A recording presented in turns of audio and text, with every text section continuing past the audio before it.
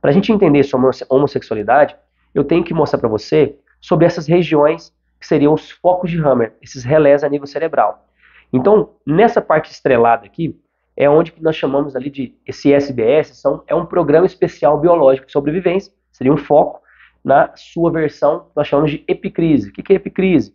É numa crise, onde o paciente já vivenciou a fase ativa, entrou na fase PCLA e tem uma crise.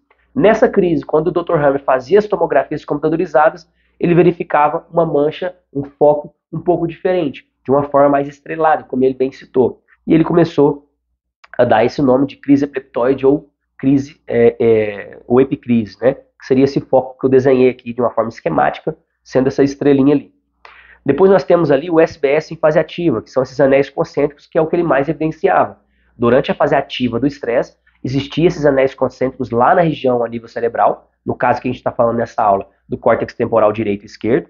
Ele evidenciava esse foco de Hamilton, então, por exemplo, lá na área 6, que seria a área que tem a ver com as artérias coronárias, o Dr. Hamilton ia ver esses anéis concêntricos e falar assim, olha, esse paciente aqui, sem ver o paciente, olhando a tomografia, esse paciente está com foco de Hammer ativo na região do córtex temporal direito.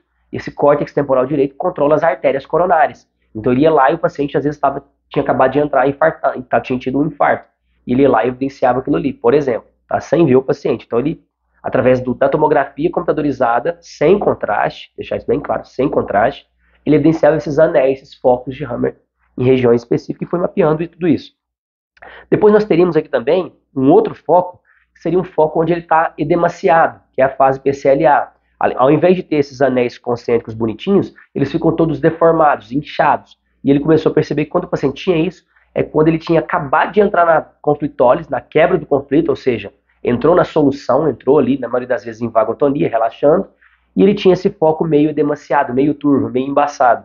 E ele ia lá e falava assim, olha, essa área 6, que é as artérias coronárias aqui, esse paciente acabou de entrar na solução.